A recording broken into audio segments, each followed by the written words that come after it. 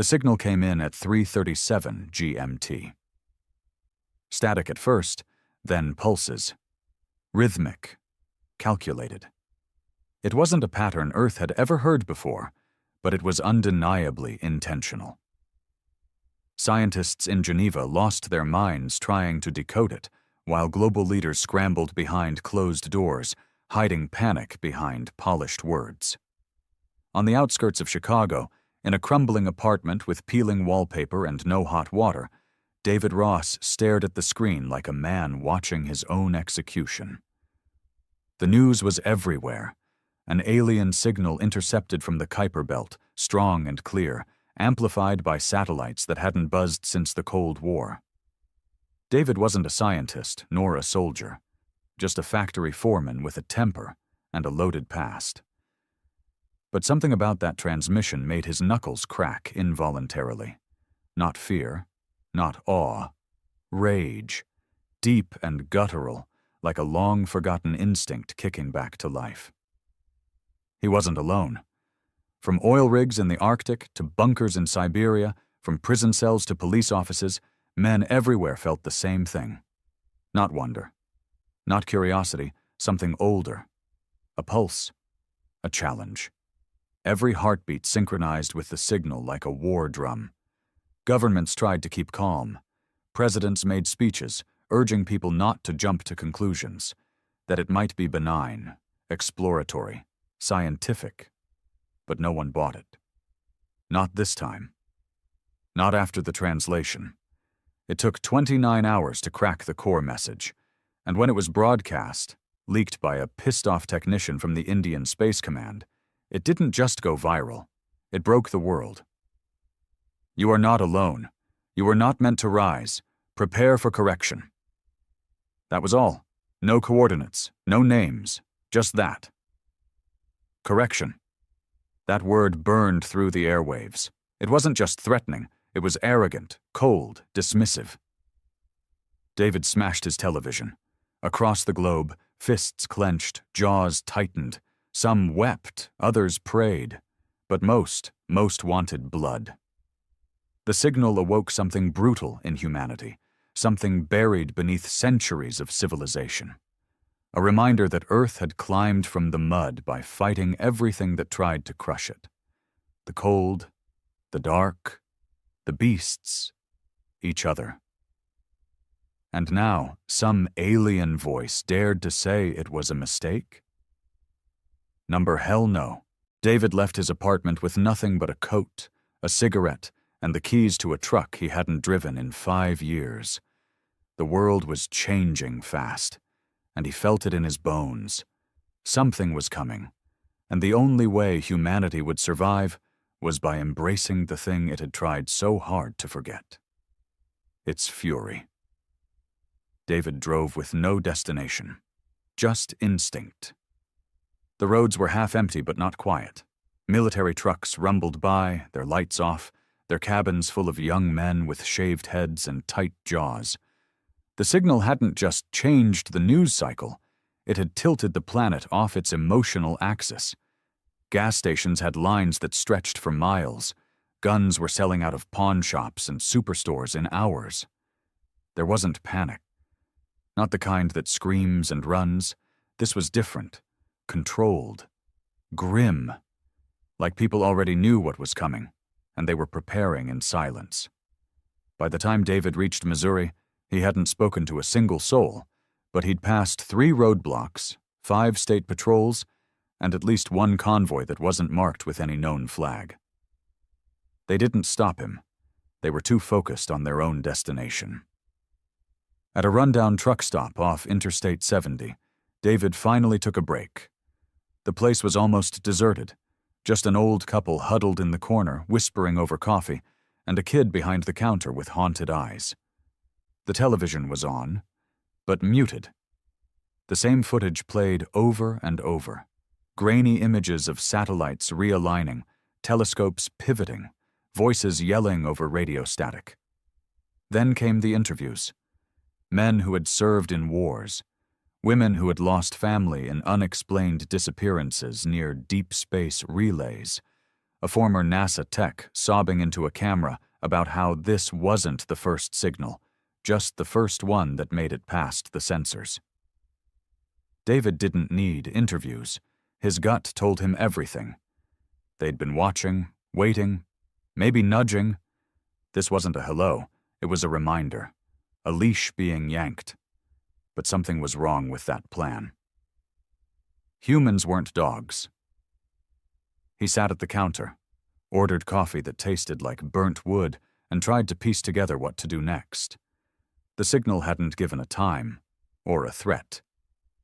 Just prepare for correction. Correction of what? Evolution? Independence? Existence? The door chimed behind him. A tall, square-jawed man in a tattered marine jacket stepped in. His right hand was missing, replaced by a prosthetic that looked homemade. He didn't look around, just walked up beside David, sat down, and nodded once. "You headed to Salt Flat?" he asked. David shook his head. "Wasn't headed anywhere." "You are now?" David raised an eyebrow. "And you are?" "Name's Cole, 1st Battalion, Fort Bragg, or what's left of it." He extended his left hand. David shook it. It was hard, calloused, honest. Cole didn't smile. "We've been waiting for this." David frowned. "We?" Cole leaned in. "Men who weren't blind, who saw the writing on the stars a long time ago. You think this is about governments? Nah. They'll talk themselves in circles until the sky falls on their heads." He reached into his coat and pulled out a battered flash drive. "This is from a deep scan array in South Dakota. They didn't just send a message, they sent coordinates. Only a few caught it before the systems were scrubbed." David stared at it. "And you're telling me why?" Cole grinned, finally. It wasn't friendly. It was surgical. "Because you felt it too, didn't you? The moment that signal hit. Like something inside you snapped awake. A fire. That's not normal. That's instinct. They woke the wrong species, brother." David didn't answer. He didn't have to. The pulse in his veins had never stopped since the transmission, like his blood had been waiting for an excuse to boil.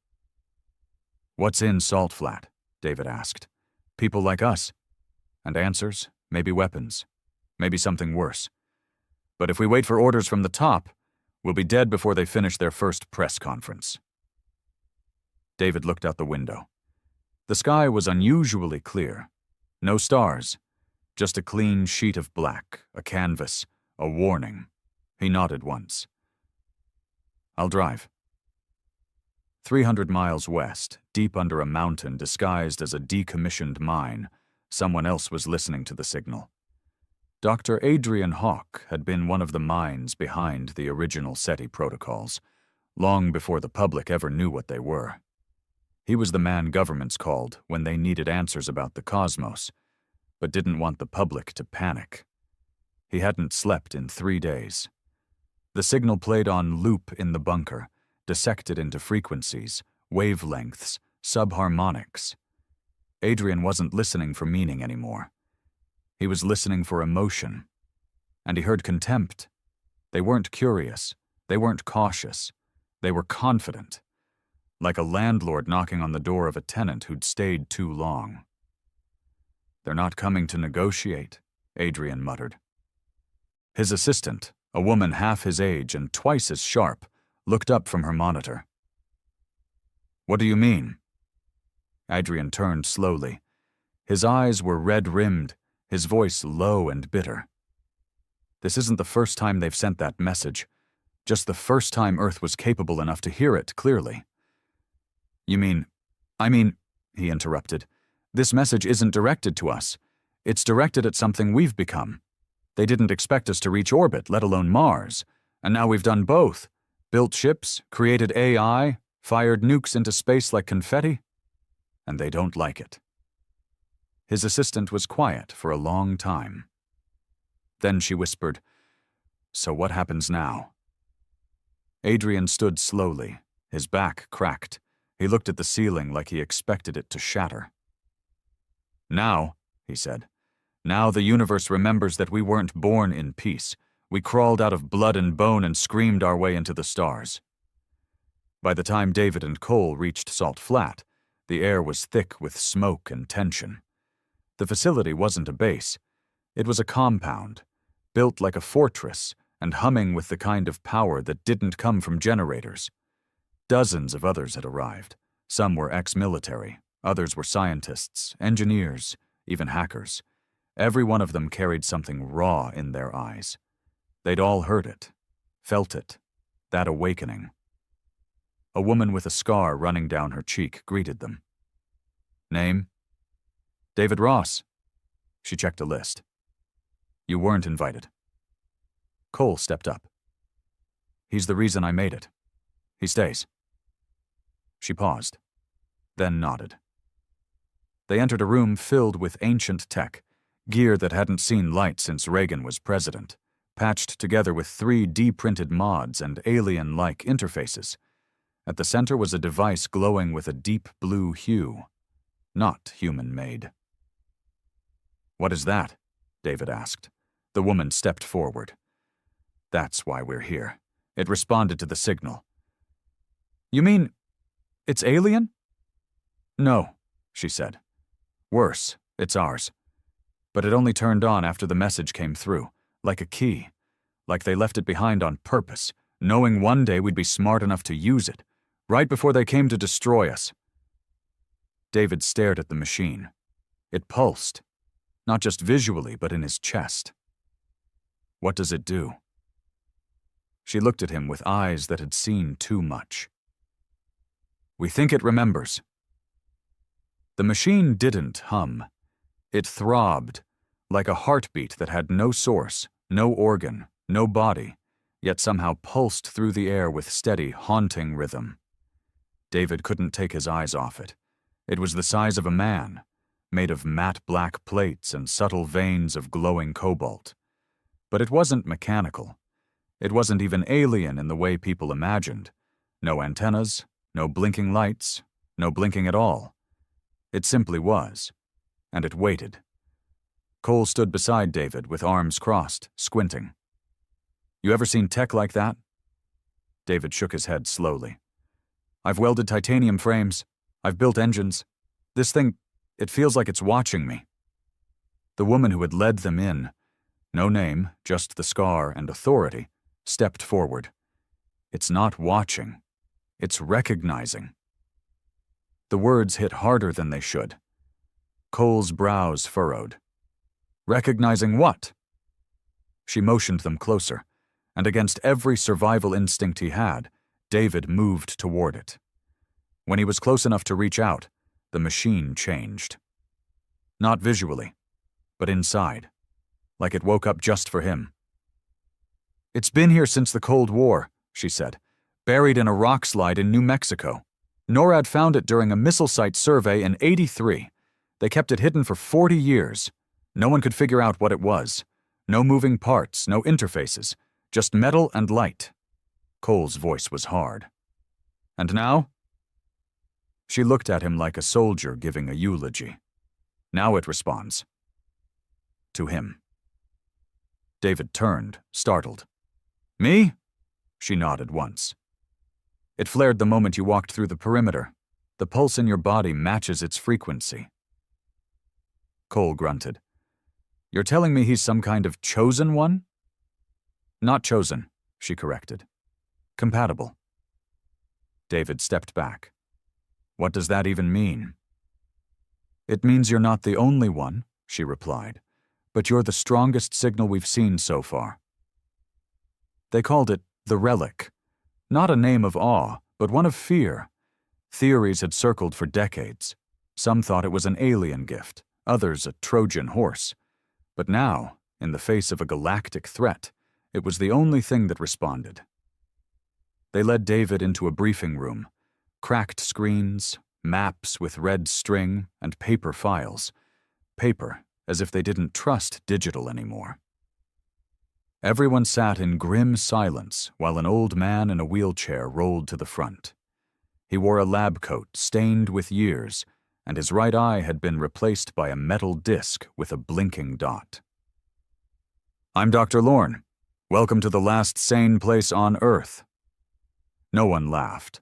He pointed to a satellite image on the screen behind him, a shot of deep space. The signal wasn't just a message. It was a ping, a flare, something they used to scan us, to measure how far we've come since they last visited. Cole muttered, "You're saying we've had contact before?" Lorne nodded. "Not contact. Culling." The room went dead quiet. He tapped his bionic eye. 60 years ago we found remnants, cities under the Antarctic ice, burned, collapsed, but too advanced to be ours. We thought they were ruins of some forgotten civilization. We were wrong. They were leftovers from the last correction. David's hands curled into fists. Lorne continued. "Every time a species on this planet reached a certain level of development, the same thing happened. Meteor strikes, floods, extinctions. It was never natural. It was regulation." He turned to face them. "We were never supposed to get this far." David felt like he'd been punched in the gut. "So the aliens, what, they're cosmic landlords?" "There's something worse," Lorne said. "They're cleaners. They don't conquer. They reset, coldly, efficiently. But something happened this time. They didn't strike first. They sent a warning." David's voice was low, dangerous. "Why warn us at all?" Lorne looked at the floor. "Because we're close, maybe too close, and that terrifies them." The relic wasn't just a machine. It was a memory bank. Not in words or images, but in feelings, sensations, instincts. And it responded to certain people, like a dog recognizing its bloodline.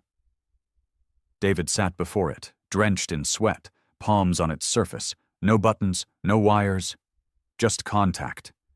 And suddenly, he was somewhere else. A battlefield, not on Earth. Red skies, black sand. Giant beings like armored insects clashed with screaming human-like soldiers. Lasers carved the ground. Metal shattered bone.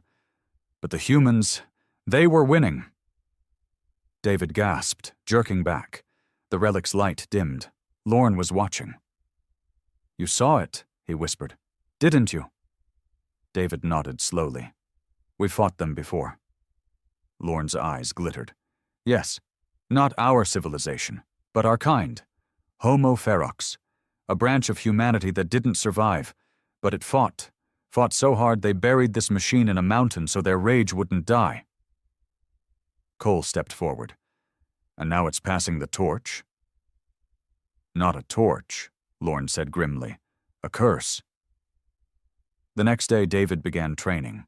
Not with guns, not with tactics, with his mind. The relic didn't require physical strength. It required emotional intensity. It drew power from memory, from trauma, from rage. Every man chosen for contact had to relive their worst moments to fuel it. David screamed as the machine pulled images from him. His brother dying in a senseless mugging. His daughter's miscarriage. The night his wife left without a word. He bled memory until he felt hollow. But the relic pulsed brighter. Others failed. One shot himself in the mess hall after a session. Another fell into a coma. But David, he endured. By the end of the week, the machine moved. It unfolded like a blooming flower, revealing a core of spinning, iridescent material that hummed with impossible power. Lorne wept when he saw it. "It's choosing him." Cole clenched his fists. "Then let's stop training and start preparing." They weren't alone. Satellites picked up movement near Jupiter. Ships, thousands of them. The fleet had begun its descent. They didn't hide. They didn't fear retaliation. They came like a thunderstorm, inevitable. But something had changed on Earth. The signal hadn't just awakened the relic. It had awakened us. Across the world, unexplainable tech began to activate. Devices once dismissed as junk began to hum. Forgotten ruins flared with energy. The relics of our past selves, The warriors, the builders, the defiant, started whispering back. China unearthed a mountain that wasn't a mountain at all. Russia's old vaults in Siberia began to thaw with radiation, not from nuclear waste, but from stored alien cores. The world's leaders couldn't contain it. The fury had spread. David stood before a hangar the size of a stadium. Inside was a war machine, born from the Relic's memory. A ship shaped like a dagger, with no fuel, no wings, and no controls. It responds to intent, Lorne explained. It moves where you direct your anger. It fires where you aim your hate. David touched it. It hummed. And the world watched as, for the first time in history, a human ship born of rage, not science, lifted from the earth without a single engine firing. Cole stood at the base, rifle in hand, smiling. They're gonna regret waking us up. The ship had no name, not officially, but those who saw it lift from the earth for the first time called it Wrathborn. It was sleek, obsidian black, and utterly silent. Not a flame touched the sky as it rose, just an eerie hum that trembled in the bones of every man who watched. It moved not by force, but by something deeper. A psychic will wrapped in the fury of mankind's pain. David sat alone in the cockpit, if it could even be called that. There were no controls, no buttons, no joysticks. Just the relic embedded in a cradle of energy at the ship's core, glowing and pulsing in rhythm with his heartbeat. It connected directly to his mind, feeding off his memories, his emotions, his anger. Outside, command stations scrambled to track it. Their radars showed nothing. Their satellites failed to lock on. It moved beyond what they understood. Even Lorne, watching from the Salt Flat compound, looked more like a prophet than a scientist. It's happening, he whispered to himself. Humanity's first true weapon. In orbit, the alien fleet approached steadily.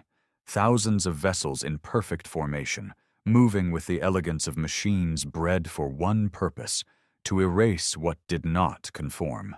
No communications, no messages, just a slow descent, like a cosmic execution squad coming to fulfill its duty.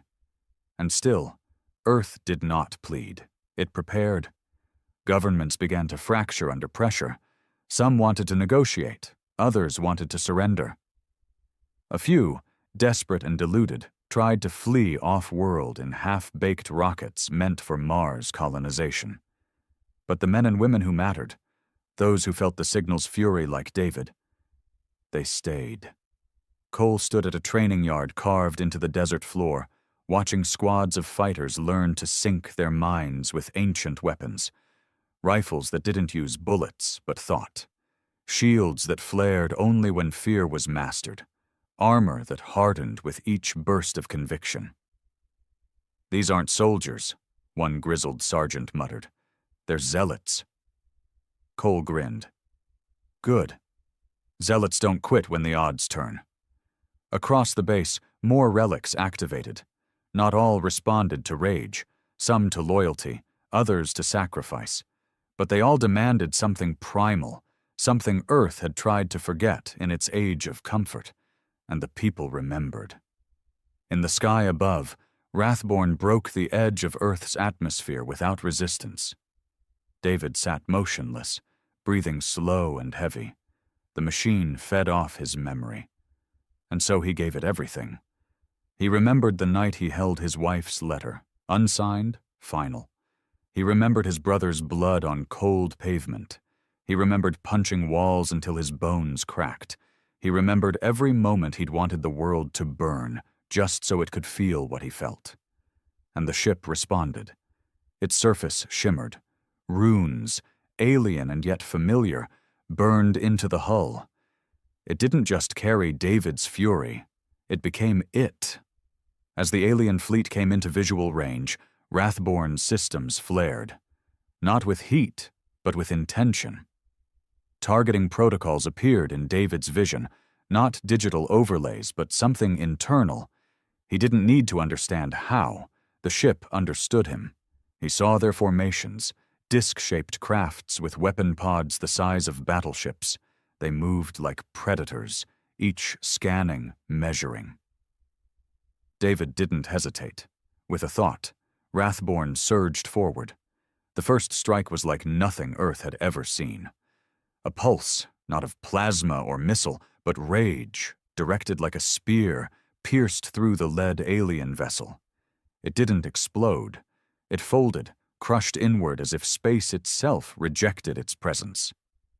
The remaining fleet reacted instantly.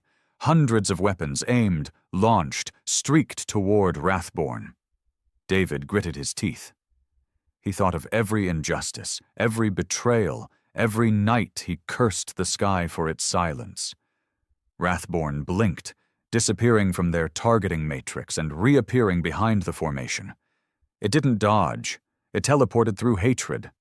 Another ship fell, then two more.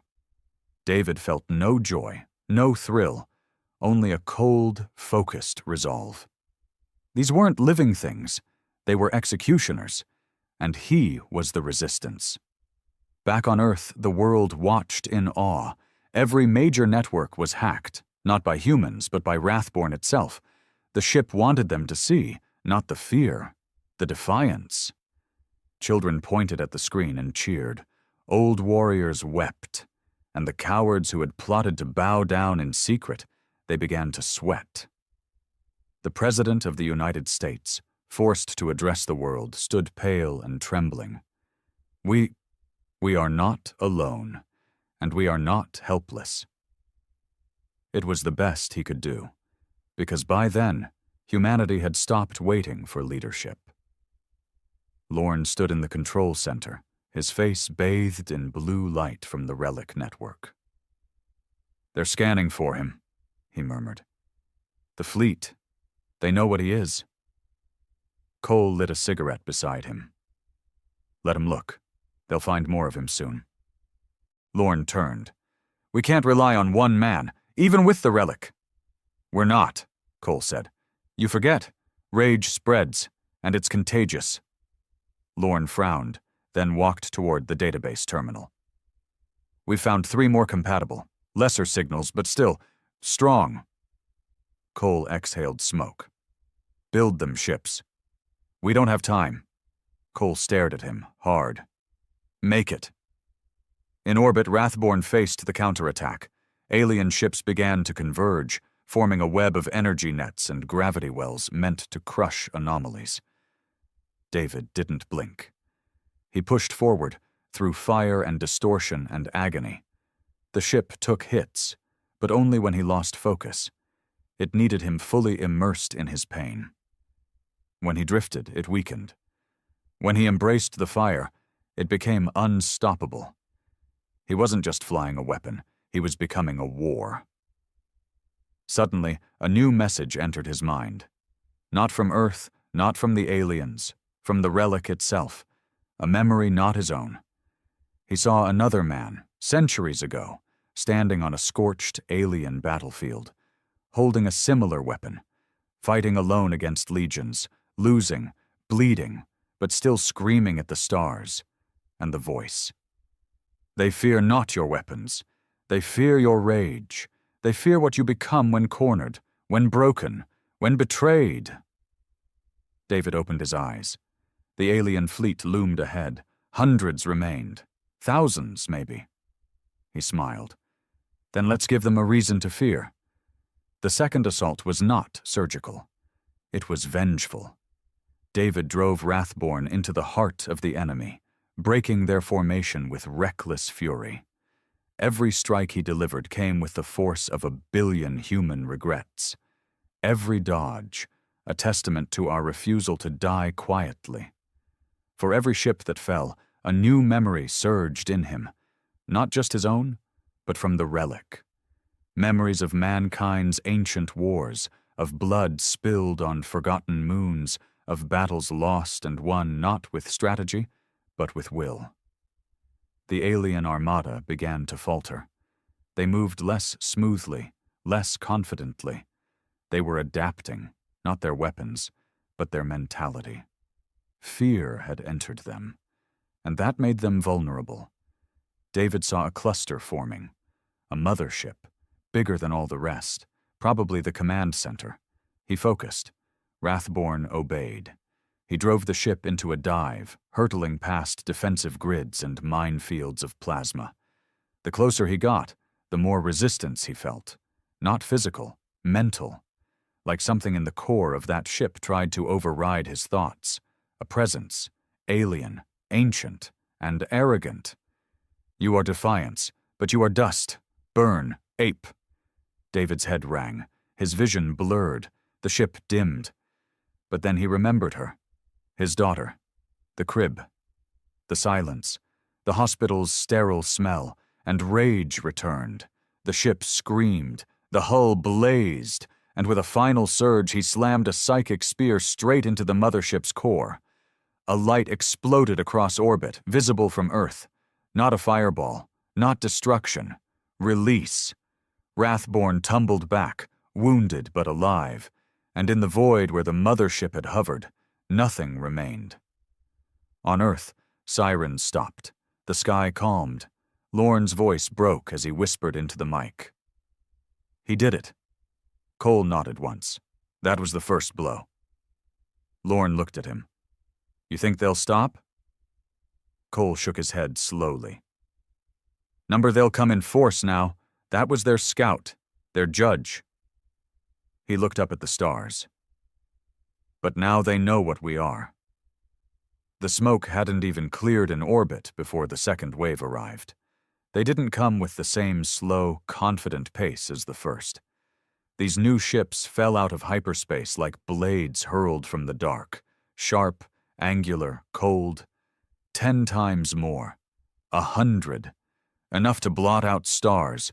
The first wave had been a test. This was the punishment. Back on Earth, Wrathborn's return was not celebrated. It was watched in dead silence. As it descended, battle-scarred and scorched, people gathered across deserts, cities, and crumbling rooftops to see it. The ship landed without ceremony. Silent, its black surface cracked like cooled lava, the glow beneath dimmed. David stumbled out. He didn't look victorious. He looked empty. The toll had been worse than physical. Wrathborn fed off memory, off pain, and David had given it everything. For a time, the line between who he was and what the ship made him become blurred. Now he was back. But not whole. Lorne was there to meet him. He looked smaller than before, older. Maybe it was the weight of knowing that victory had only made things worse. "You saved us," he said quietly. David sat down on the ramp, his hands shaking. "For what? Another round?" Lorne crouched beside him. "We hit them. Hard. Hard enough they're not sending more scouts. They're sending executioners." David looked at him with red-rimmed eyes. "Then we die next." "No," said a new voice. Cole stepped into view, a heavy coat slung over his shoulder, and a rifle that didn't belong to any Earth army in his grip. "No," he repeated. "We fight." Around the globe, Earth began to change. Not politically, not diplomatically, instinctively. The nations that had postured for decades dropped their charades. Armies dissolved into warbands. Commanders became clan leaders. Technology was shared, secrets spilled, and relic energy, that ancient, emotion-fueled tech, was distributed among the chosen. They called them the Bound. Men and women attuned to the signal, some through rage, others through loss, loyalty, love, or vengeance. Each powered a piece of weaponry tied to the old code hidden in Earth's ruins. There was a sword in Indonesia that glowed when near despair, a cannon in Congo that fired only when the user remembered betrayal, a shield in the ruins of Berlin that activated with guilt, and punished those who'd never felt it. And now, more than ever, those who carried pain became Earth's protectors. David was no longer alone. 3 new ships had been constructed. less perfect than Wrathborn, but deadly in their own right. Piloted by men who had tasted loss and clawed through madness.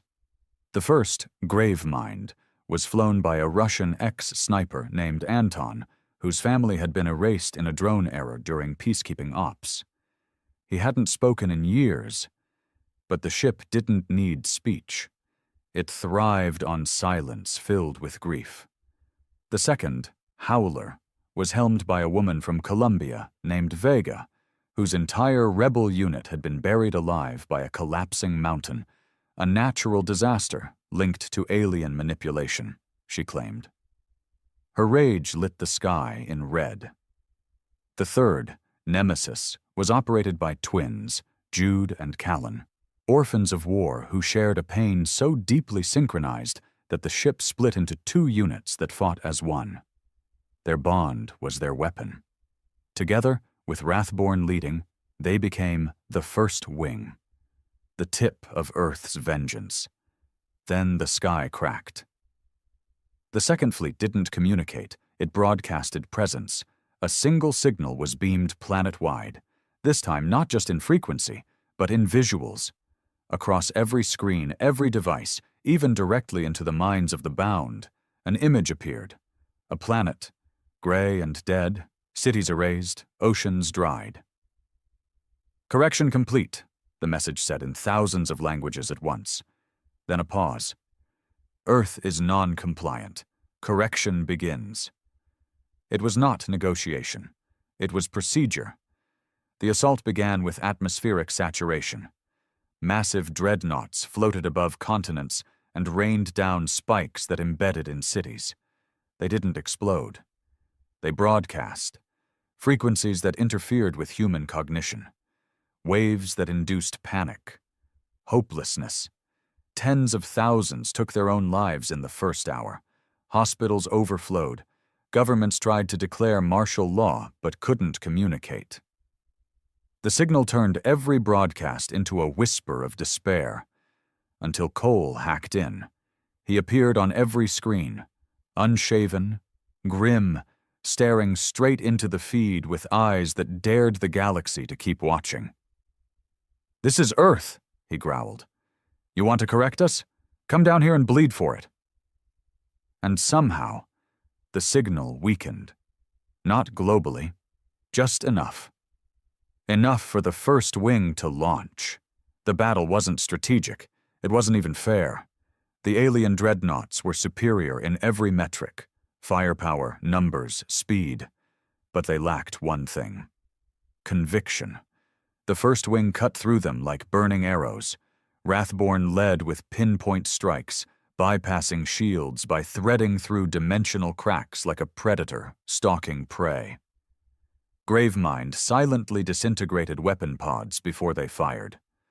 Howler screamed past enemy lines, leaving trails of magnetic death. Nemesis operated like wolves, flanking, twisting, breaking ranks. Every time a bound struck, the alien command flinched, because their psychology, their planning, had no answer for emotion as weapon. But they fought back. In orbit, a command ship pulsed with psychic force. It projected an anti-signal that directly attacked Wrathborn's core, aimed at David's mind. He felt it instantly, a cold presence, dragging old pain back up. His brother's screams, his daughter's stillborn breath, the moment he realized he was alone. He buckled. Wrathborn flickered. Another blow, and he saw her, his wife, not as she was, but as he feared, smiling at someone else, forgetting him, replacing him. He screamed. The ship shuddered. Below, Earth's surface burned, then a voice cut through. Cole, through the comms, snarling like a devil. "David, you gave up everything. You survived. Don't let them rewrite what made you." And that was the key. The pain wasn't a weakness. It was his weapon. David roared and reconnected. Wrathborn flared like a dying sun, then streaked upward, bypassed the command ship's shield, and released a burst of emotion so intense that alien vessels buckled under psychic pressure alone. It wasn't just fire. It was grief unleashed as force. The command ship imploded. Earth's signal flared again. This time, not a distress call, a war cry. Across the planet, humans began to rise from their stupor. The signal was weakening. The psychic net breaking. Cities fought back. People returned to their pain and wielded it like armor. Earth was burning, but it was still standing. And the aliens, for the first time in millennia, had to ask themselves, what if this species cannot be corrected? The air on Earth no longer smelled like soil and sky. It reeked of ozone, charred steel, and old blood. The sky, once blue, was painted in ash and crimson as burning husks of alien dreadnoughts collapsed into the atmosphere, leaving behind clouds that never quite cleared. But Earth was still here, uncorrected. At the Salt Flat compound, Lorne stood before a map that wasn't on any screen. It was etched into the concrete floor, hand-drawn with charcoal and blood, updated hourly. Red circles marked cities that had fallen. Blue ones marked those still standing. And green stars, rare and glowing, marked places where relic energy had been successfully activated. "We've reached critical mass," he said, more to himself than to the others. Cole stood nearby, strapping on an exoframe infused with relic conduits. The machine hissed and groaned as it adjusted to his body, like armor awakening from a long nap. "Critical mass for what?" he asked, eyes narrowing. Lorne looked up. "For offense." Cole raised an eyebrow. "We've spent weeks surviving," Lorne explained, "but the relic signals are strengthening. The Bound aren't just holding the line, they're learning. The ships are becoming extensions. The tech is fusing with biology." He stepped toward a separate chamber, cold, reinforced, humming with a frequency that made teeth ache. Inside was a sphere, pulsing in irregular, agitated rhythms. "They're afraid," Lorne said. Cole looked in. "That thing one of theirs?" "No," Lorne replied. "It's ours. But it's talking to them, and they don't like what it's saying." "What is it saying?" Lorne paused. "We remember." Rathborn hovered above the smoldering remains of the Pacific, scanning debris and wreckage for signals. David was no longer fragile, no longer drowning in the weight of his memories. He had learned how to weaponize them, not by resisting, but by embracing the pain fully. Pain sharpened him. Each wound was a blueprint, each failure a map. He was beyond angry now. He was intent. "David," Vega's voice crackled through the comms. "We've got a signal. Deep orbit, a gathering point." "How deep?" he asked, eyes closed, seeing more with his thoughts than his eyes. "Jupiter's shadow, behind the ice moons." Anton's deep, gravelly voice followed. "Big signature? Might be a shipyard." "Or a gate," Callan said. "Or both," Jude added. David opened his eyes. "Then we take it." Earth's last hope wasn't to repel the aliens. It was to interrupt the system, the cycle of correction, the pattern of cosmic sterilization. According to ancient relics and fragments decoded from alien black boxes, every correction followed a protocol, a rhythm, a countdown. Find the species. Mark the growth. Burn the evidence. Leave a seed to monitor and repeat. And now they had found Earth's seed. The problem was, the seed had grown teeth. Operation Razor Star was born in less than 24 hours. The plan was suicide.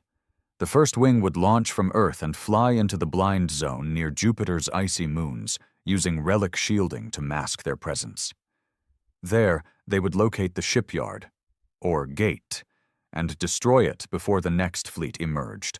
No reinforcements, no backup. Just 5 relic-bonded warships and a payload of pure fury. As Rathborn lifted from Earth for the second time, the people below didn't cheer. They saluted. They stood in silence and raised clenched fists. It was no longer about saving the planet. It was about ending the game.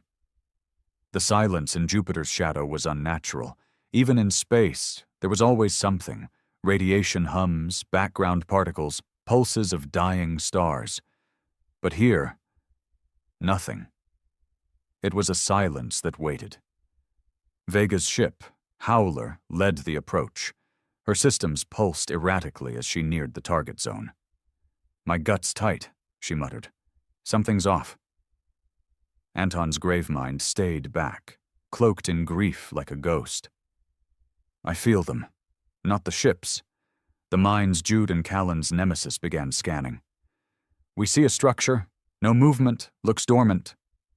"Dormant," David said coldly. "Isn't the same as dead." Rathborn pushed forward. Then they saw it. A lattice of ships.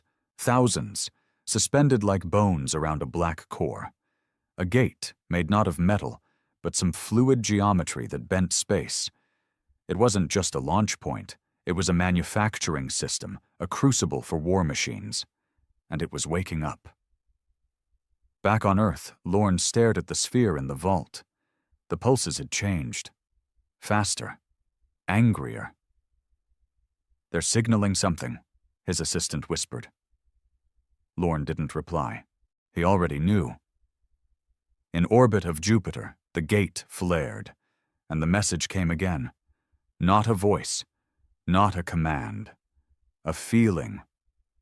"You do not belong." Rathborn's systems flared in response.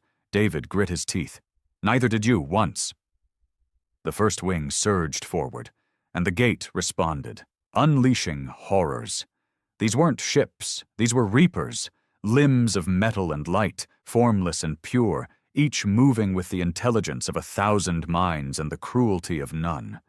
They moved not to fight, but to erase. The battle exploded like a solar flare. Howler launched into the middle, spinning wildly and leaving trails of disruption that broke formation. Vega screamed inside her cockpit, not in fear, but in memory. Her fallen unit, the dirt in her lungs, the betrayal of being buried and forgotten.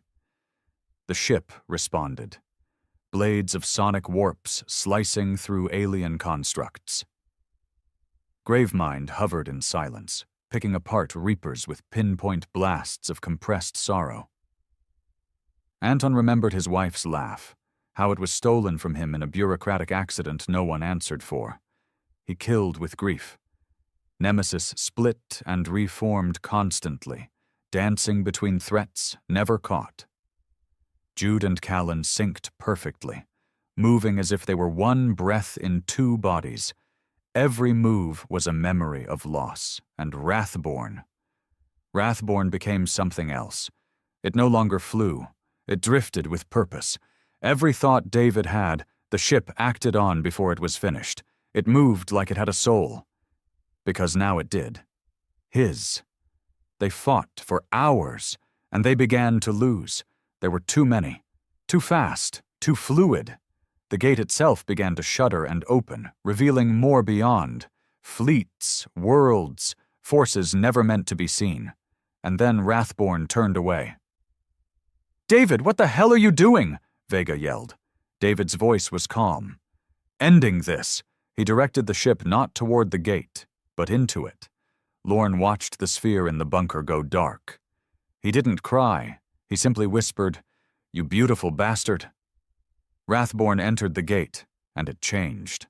It wasn't a wormhole. It was a core, a brain, a central nervous system for every correction across the galaxy. A central intelligence that kept the cycle running, calculating which civilizations would be spared and which would be erased. David saw it. A mind, not alive, not dead, just cold. It scanned him. "You are an error," he smiled. "So were you." He pulled every memory forward, every ache, every scream, every lonely night, every forgotten promise. He didn't hide from it. He let it consume him, and Rathborn exploded with all of humanity's rage. The gate tore open, not wider but inward, like a black hole birthed in reverse. Systems collapsed, ships froze, reapers disintegrated, and on Earth every bound felt it. like a tether had snapped. The correction was over, because the signal was dead. The galaxy stood still. The moment Wrathborn collapsed into the core of the gate and ignited the stored fury of an entire species, the great cosmic machine that had kept the cycle of correction running for eons, shattered. There was no light, no explosion, no sound, just a ripple that unwound laws. Gateways in distant corners of the stars blinked and went cold. Dreadnoughts, mid-flight across systems, froze mid-space like their orders had evaporated. Protocols within the ancient alien networks began to loop, fail, and collapse. The machine mind, the one that calculated planetary growth and decided when to erase, was gone. It hadn't died. It had been corrupted, not by code, not by infection, by grief, by fury, by the raw, wild emotions of a creature it had never designed for. Man. On Earth, the storm passed. Lorne stood over the relic sphere, which now lay dull and quiet. The pressure in the bunker lifted. Men who hadn't been able to sleep for weeks finally rested. Women stopped hearing screams and frequencies. The whispers were gone. He looked up at the ceiling like he could see through it. "David," he whispered, "you didn't just destroy their gate. You made them remember fear."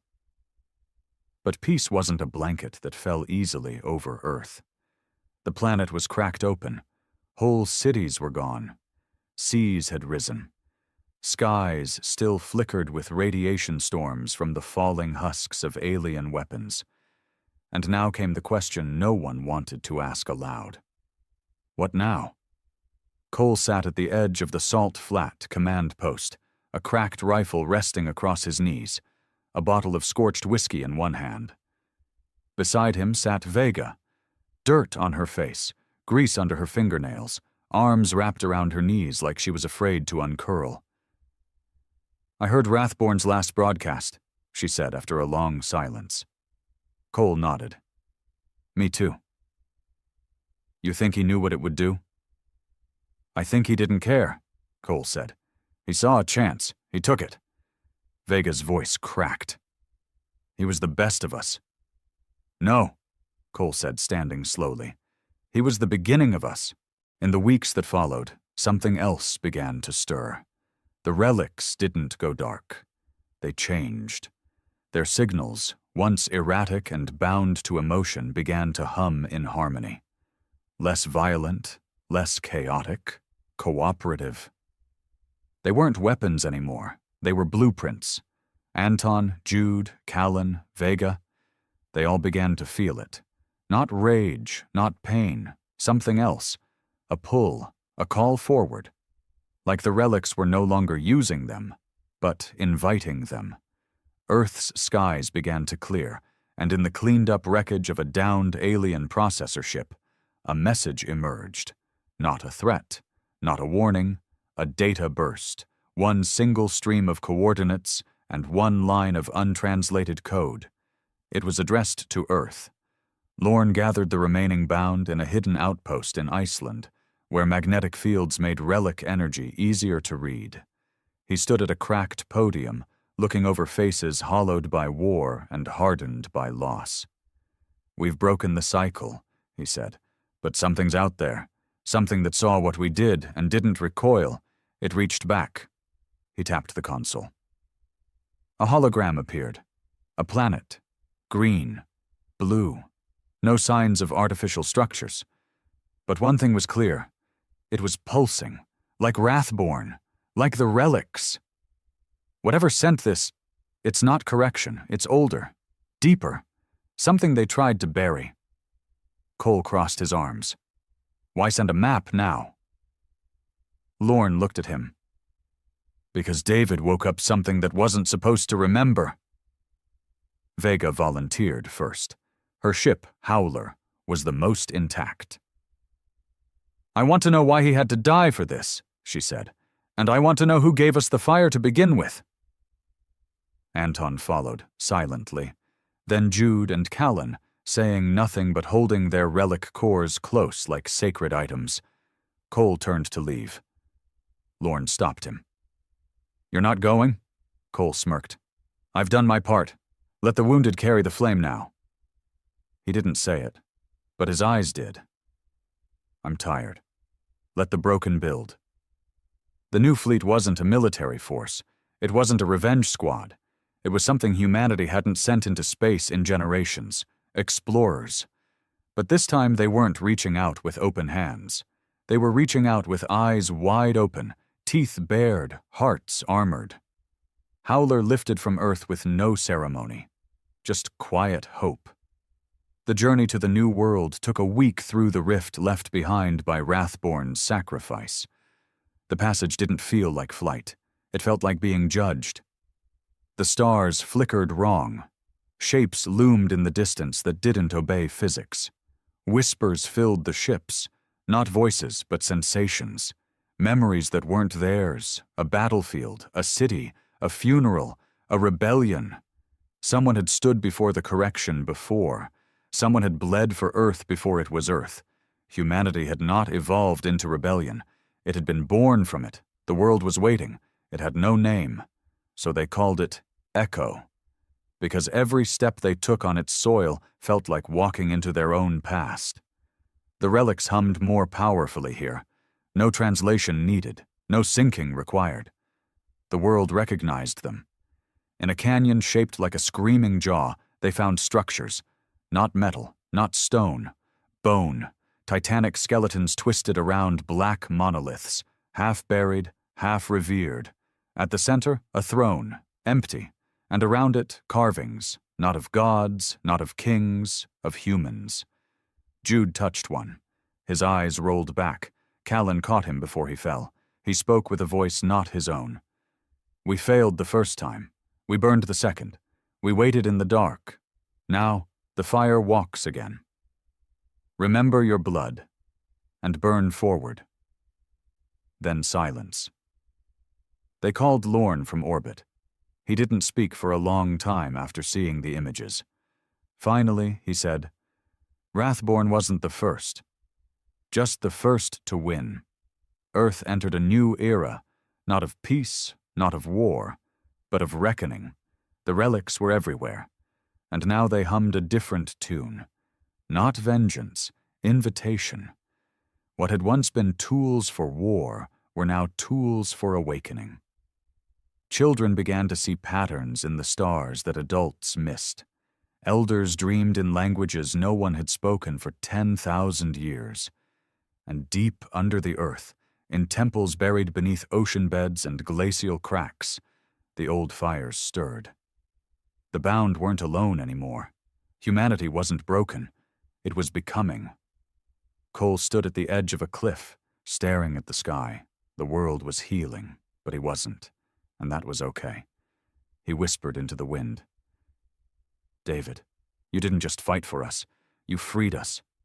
And behind him, in the red glow of sunset, relics whispered back. Not the end. The threshold. The stars above Earth no longer felt distant, not because humanity had mastered them, but because something old now stirred within their light. The galaxy had not just taken notice of Earth's resistance, it had been shaken by it. Where once Earth was just another forgotten dot in a cold expanse, it now pulled attention. Not from conquerors, from witnesses. On Echo, the bound moved deeper into the planet's buried heart. Every footstep sent ripples through relic soil. Every breath synced with a rhythm older than language. It wasn't science that guided them now. It was inheritance. Vega led the expedition into the Valley of Mouths, named for the endless stone faces carved into the cliffs, each one twisted in fury, pain, or defiance. Some bore human features, others, something adjacent, close enough to be kin, far enough to haunt. Anton walked silently behind her, relic rifle cradled in his arms. He hadn't spoken since they landed. But no one asked why. His presence was speech enough, a monument to survival. Jude and Callan flanked the rear, their connection as eerie as ever. Sometimes one would finish a thought the other hadn't said. Sometimes they moved before danger even came. Echo amplified their bond. This wasn't exploration anymore. It was resonance. At the planet's core, they found it, a chamber the size of a stadium, perfectly circular, with a single pillar in the middle. No markings, no light, just stone and stillness. Vega stepped forward. "Howler," she whispered. "You feel this?" The ship, now integrated into her relic suit, vibrated softly. The pillar responded to her voice, not with motion but with awareness. Anton fell to one knee without warning. Jude staggered. Callan screamed. Vega clutched her chest. Memories poured in, not theirs. Wars fought before the Earth cooled. Voices speaking across oceans of stars. The creation of the correction. They saw it all. Not a race, a rebellion. Earth's ancestors, whoever they were, had risen in defiance once before. So powerful, so uncontrollable, the galaxy didn't destroy them all. It erased the knowledge of them. Echo wasn't just a relic. It was a tomb, a memorial to the first uprising, a warning. And now it recognized its children. Back on Earth, Lorne received the transmission in fragments. The images were distorted, but the message was clear. They erased us before, but we remember now. And memory is fire. He wept, not from grief, from clarity. In the years that followed, Earth changed. The relics became part of life, not tools, but guides. They didn't make life easier, they made it sharper. Children learned history not from books, but from memory vaults. Soldiers trained not in barracks, but in dreamscapes of the past. Emotion became currency. Pain became potential. The bound multiplied. Not because of war, but because of awakening. Each one chosen by what they felt most deeply. The angry, the broken, the loyal, the lost. The flawed became the flames. And then the stars answered.